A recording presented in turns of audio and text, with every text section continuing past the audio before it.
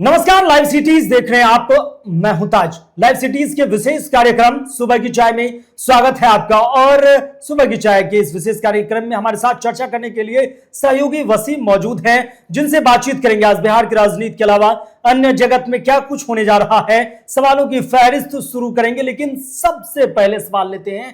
पहला सवाल, विगत दिनों पिछले दिनों पीएम मोदी से बिहार के सीएम सम्राट की मुलाकात हुई, लेकिन इधर नीतीश कुमार भी बड़ा फैसला ले लिए और इसको एक राजनीतिक हलचल के रूप में देखा जा रहा है। क्या लग रहा है, कुछ होने जा रहा है क्या? देखिए, मुख्यमंत्री बनने के बाद 6 दिनों के बाद सम्राट चौधरी की मुलाकात देश के प्रधानमंत्री नरेंद्र मोदी से हुई जी। और इसके पीछे का कारण यह रहा कि देश के प्रधानमंत्री नरेंद्र मोदी चुनावी प्रचार बंगाल में व्यस्त थे। दूसरी तरफ विशेष सत्र बुलाया गया था, वह भी तस्वीरें हमने दिखाई हैं। और 6 दिनों के बाद जब देश के प्रधानमंत्री नरेंद्र मोदी से बिहार के मुख्यमंत्री सम्राट चौधरी ने मुलाकात की, तो देखिए कई मायनों में यह मुलाकात बेहद अहम है।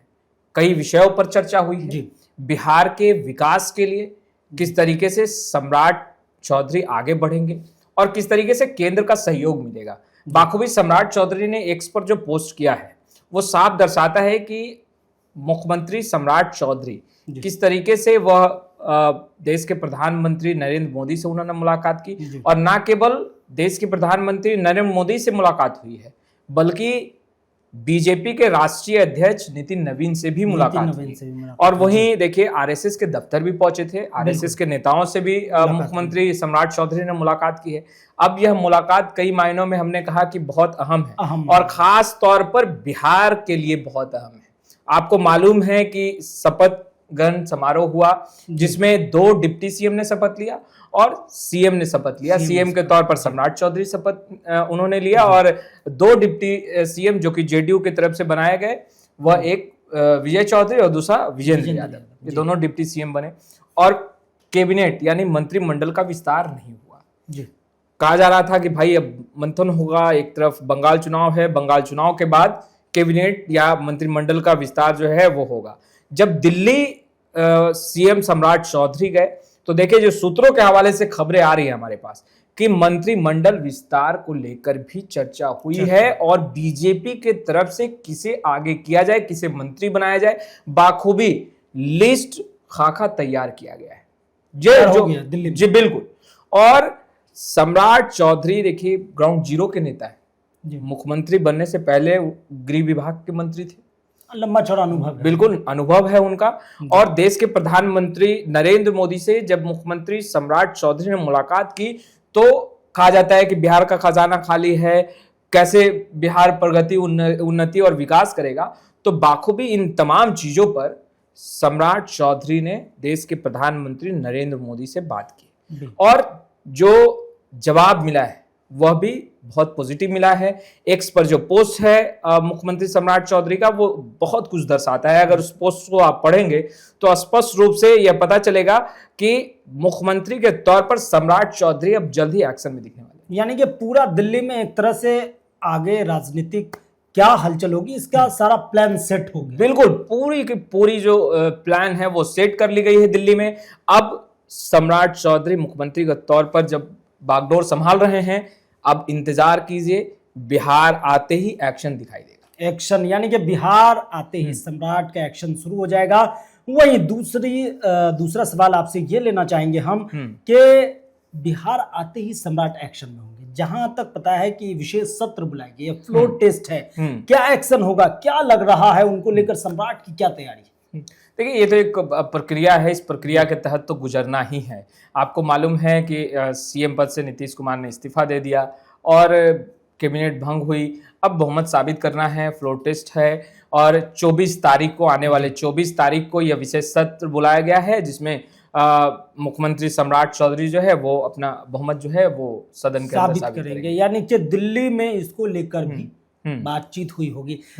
लेकिन अब ये है कि एक चीज इसमें हम जोड़ना चाहेंगे कि मुख्यमंत्री सम्राट चौधरी की पीएम मोदी से मुलाकात, नितिन नवीन से मुलाकात, तो दूसरे तरफ बिहार की राजधानी पटना में जेडीयू के राष्ट्रीय अध्यक्ष पूर्व मुख्यमंत्री नीतीश कुमार ने बड़ा फैसला ले लिया है और फैसला ऐसा लिया है कि बिहार की सियासत में हलचल तेज हो चुका है और अब कई लोग जो राजनीतिक गलियारों में एक पैठ रखते हैं जी, वह भी नीतीश कुमार के इस फैसले पर सोचने पर मजबूर हो गए। यानी कि नीतीश कुमार ने अपना मास्टर स्ट्रोक जो कार्ड होता है वो चल बिल्कुल बिल्कुल। देखिए, विधायक दल के नेता श्रवण कुमार चुन लिए गए हैं जेडीयू के, काफी अनुभवी, जी हाँ, काफी करीबी नीतीश। और विधानसभा के पटल पर देखिए पत्र भी भेजा गया और जी, जो नोटिफिकेशन वो भी जारी हो गया।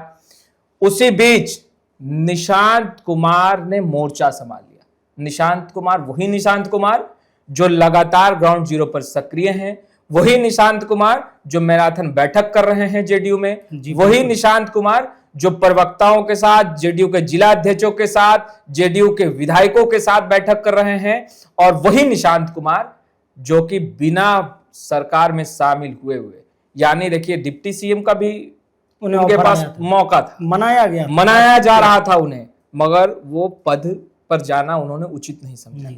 उन्होंने कहा कि मैं पार्टी को मजबूत करूंगा बतौर कार्यकर्ता, और अब निशांत कुमार घर से निकलने वाले हैं। पूरा घर से निकलने का मतलब है कि बिहार की यात्रा करने वाले हैं। और उन्होंने बयान देते हुए क्या कहा?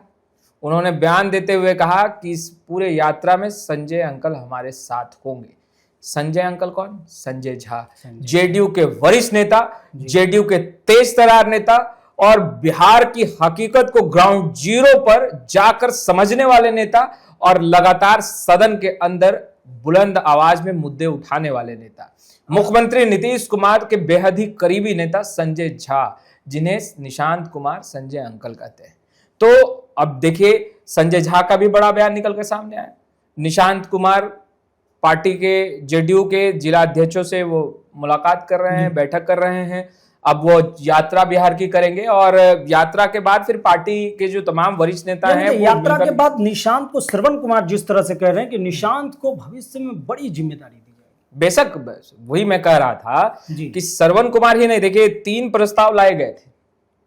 3 प्रस्ताव जो नीतीश कुमार ने बैठक बुलाई थी, विधायक दल की जो बैठक बुलाई गई थी, उसमें 3 प्रस्ताव लाए गए थे, और तीसरा जो प्रस्ताव था वो निशांत कुमार से जुड़ा हुआ प्रस्ताव था, जिस पर नीतीश कुमार ने भी हरी झंडी दी है। देखिए, तीसरा प्रस्ताव जो था वह था कि निशांत कुमार को अब आगे किया जाना चाहिए। जिस तरीके से नीतीश कुमार लोगों के बीच रहे और लोगों का दिल जीता, अब निशांत कुमार लोगों के बीच रहेंगे, हम सभी के बीच रहेंगे और नेतृत्व करेंगे, लोगों का दिल जीतेंगे। तो बड़ी जिम्मेदारी। जेडीयू के तमाम विधायक भी लगातार ये कहते हुए नजर आ रहे हैं कि निशांत को आगे कीजिए, निशांत को आगे कीजिए, निशांत को नेतृत्व क्षमता में देखना चाहते हैं वो। बिल्कुल, देखिए जेडीयू के वरिष्ठ नेता चाहते हैं और सबकी दिली ख्वाहिश भी है, और साथ भी निशांत कुमार को खूब मिल रहा है। चाहे हम बात करें डिप्टी सीएम विजय चौधरी की, बात करें डिप्टी सीएम विजय यादव की, बात करें अशोक चौधरी की, चाहे हम बात कर ले महेश्वर हजारे की, चाहे हम बात कर ले श्रवण कुमार की, चाहे हम बात कर ले राज्यसभा सांसद संजय झा की, सभी लोग दिल से निशांत कुमार को आगे करना चाहते हैं। और यही कारण है कि निशांत को लगातार पार्टी के वरिष्ठ नेताओं का साथ मिल रहा है, और वरिष्ठ ही नहीं, देखिए कार्यकर्ताओं का भरपूर साथ मिल रहा है, लोग भी भरपूर आशीर्वाद दे रहे हैं। किस तरीके से जनसैलाब उमड़ रहा है। निशांत कुमार अगर मंदिर में पूजा भी करने जा रहे हैं तो कितना आशीर्वाद मिल रहा है, तस्वीरें तो निकल कर आ ही रही। लोग कह रहे हैं कि भाई नीतीश कुमार ने बहुत अच्छा काम किया है, अब आपसे बहुत उम्मीद है। तो बेशक निशांत कुमार जानते हैं कि उन्हें ग्राउंड जीरो पर अपने पिता की तरह ही उतरना होगा, पसीने बहाने होंगे, ताकि फिर बिहार की राजनीति में कोई यह ना बोल सके कि नीतीश कुमार के पुत्र हैं, इसी के लिए राजनीति में एक बड़ा मुकाम हासिल किया है। निशांत अपने मेहनत से मुकाम हासिल करना चाहते हैं, पसीना बहाना चाहते हैं।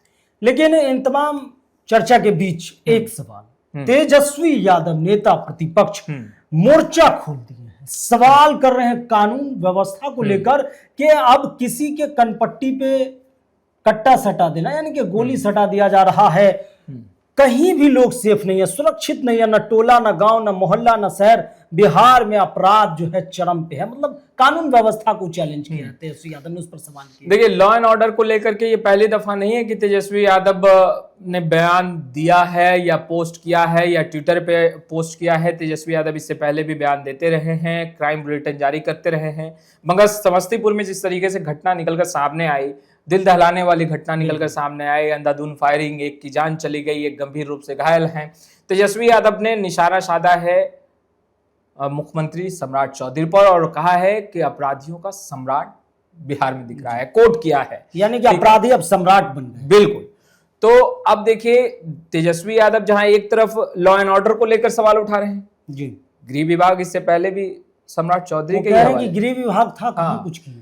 मगर सम्राट चौधरी गृह विभाग में मंत्री थे, उस वक्त भी सम्राट चौधरी का एक्शन दिख ही रहा था, मगर तेजस्वी यादव रुक नहीं रहे हैं, लगातार सवालों के घेरे में सरकार को रख रहे हैं। चाहे मुख्यमंत्री के तौर पर नीतीश कुमार भी थे, उस समय भी सुशासन पर सवाल उठाते तेजस्वी दिखते थे, और फिलहाल नई सरकार बनने के बाद तेजस्वी यादव लगातार क्राइम को लेकर, अपराध को लेकर सवाल उठा रहे हैं बेशक। और वहीं देखिए, आज जो पटना हवाई अड्डा, जयप्रकाश नारायण हवाई अड्डा में जो एक टाइल्स नए टर्मिनल, बिल्कुल नए टर्मिनल, उसको लेकर के भी तेजस्वी यादव ने सवाल उठाया है, छोटा सा वीडियो क्लिप भी जारी किया है, ठेकेदार कह दिया कि ये एक विशेष लोग के ठेकेदार को मिल गया। बिल्कुल, बीजेपी पर निशाना साधा है, एनडीए सरकार पर निशाना साधा है और कहा है कि भाई किस तरीके से लूट खसोट मचा है, ये जीता जागता उदाहरण है और इससे बड़ा प्रमाण नहीं हो सकता। बिल्कुल, लेकिन बिहार के छात्र परेशान हैं, ये सवाल बेहद अहम है।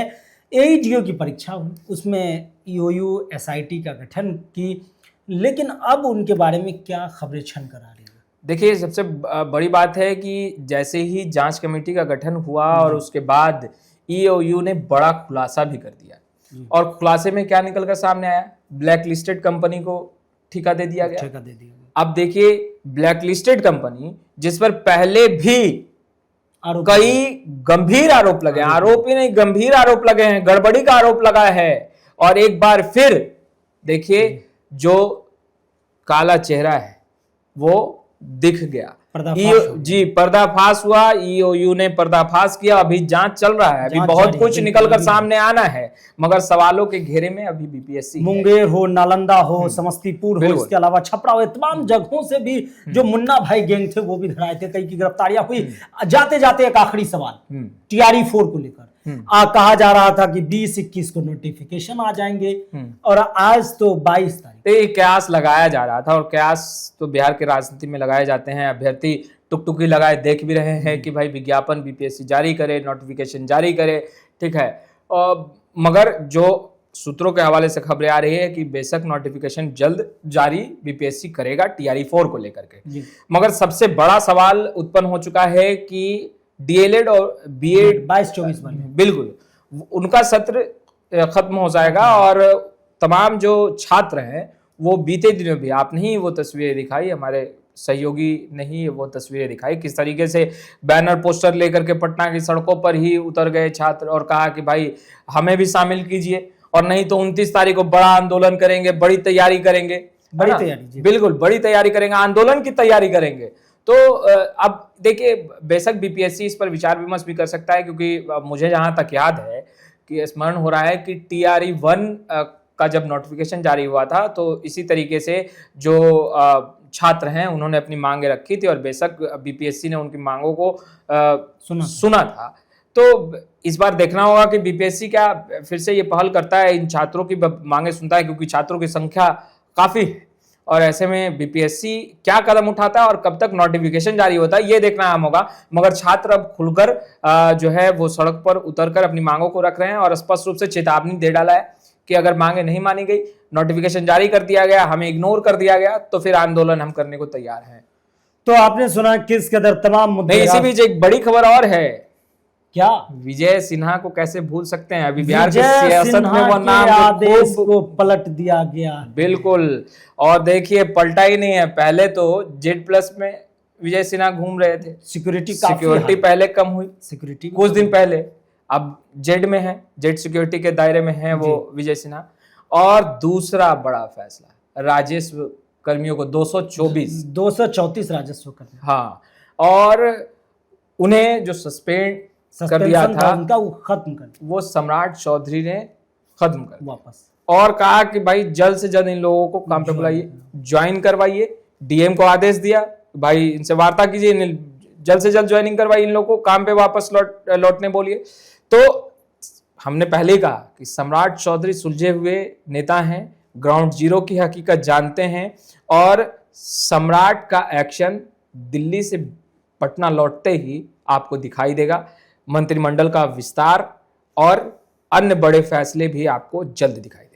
यानी कि सम्राट अब बड़े एक्शन लेने के लिए जाने जाएंगे, और जाहिर सी बात है वो ले रहे, काफी एक्टिव दिख रहे हैं। आगे भी चर्चा आपके साथ बताते रहेंगे, हम बातचीत करते रहेंगे। तो आपने सुना किस कदर बिहार के राजनीतिक जगत अन्य चीजों पर हमारे सहयोगी वसीम ने चर्चा की है। बने रहिए लाइव सिटीज के साथ। अगर आप यूट्यूब पर देख रहे हैं, चैनल को सब्सक्राइब करें, फेसबुक पेज को लाइक करें। धन्यवाद।